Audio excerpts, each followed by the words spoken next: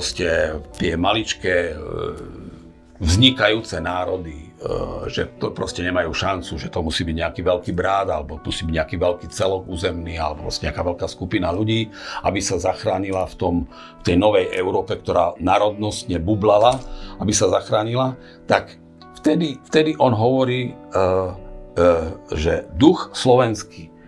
Čiže on nemôže hovoriť o duchu slovenskom na nejakom malom území Slovenska alebo na nejakom malom území južného Slovenska dole.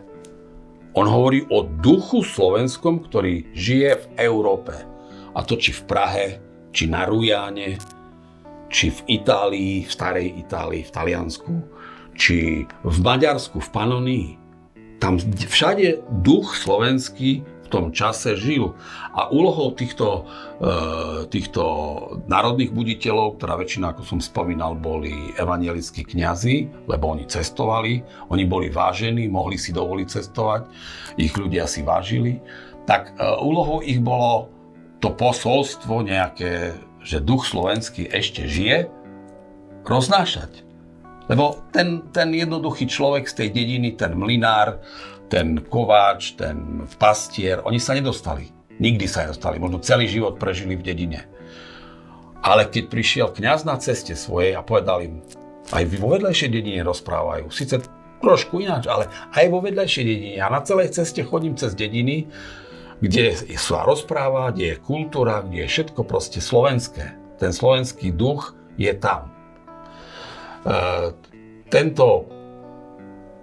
Mňa tieto veci začali zaujímať už od samého malička, od študentských čias, vtedy sme žili ešte v Československej republike. Ja som sa narodil v Československej republike, som Čechoslovák ako štátny občan štátu Československo, ale pretože už vtedy bolo nejak zaužívané, alebo proste vtedy to bolo tak, že Československo sa skladalo z Česka, z českých zemí, znamená Čechy, Morava, Sliesko. Zo Slovenska prvá republika sa skladala ešte aj z Podkarpatskej Rusy, ktorú nám neskôr zobrali. Takže ja som sa narodil na Slovensku, čiže a to nás učili Slovák. Nikdy sme o tom nerozmýšľali, lebo to, čo ťa učia v škole, to ti príde akože, dobre, tak nás to učia, tak je to pravda. Dosmutné na tom je, že keď človek dospie a začne o tom rozmýšľať, tak jak ja som začal rozmýšľať na tie veci, čo sa týka histórie, čo sa týka dejín, ma vždycky zaujímavý. Dejepis bol pre mňa predmet, ktorý ma zaujímal, aj keď tie roky som nemal veľmi rád, ale proste ma zaujímali tie súvislosti. Dosť som bol zošokovaný vo chvíli, keď sme sa učili rímske dejiny, alebo antický Rím a antické Grécko, alebo Atény o Aténach, že zrazu sme sa učili výraz, že dejiny píšu víťazi. Tak ako je to potom s tými dejinami? Čo sa my učíme? Učíme sa pravdu? Alebo učíme sa, ako sa to stalo? Alebo sa učíme niečo, čo nám niekto napísal?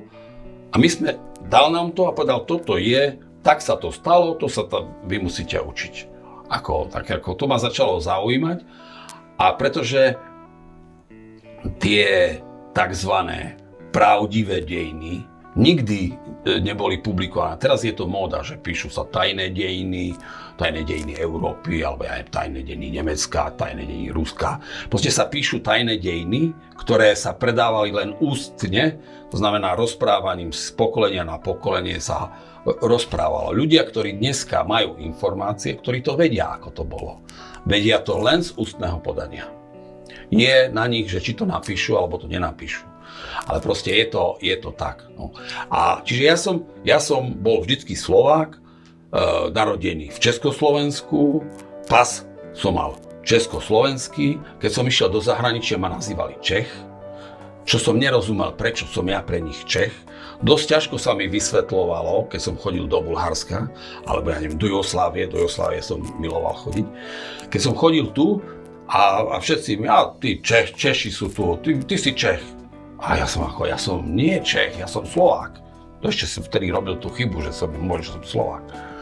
No dobre, tak ako dobre, ty si Slovák. Ale nebrali to vážne. Oni to nebrali vážne z toho hľadiska, že oni nevedeli, že už v tom čase v Československu existovali prakticky paralelne vedľa seba dve krajiny, ktorá každá mala svoj vlastný jazyk, svoje vlastné školstvo,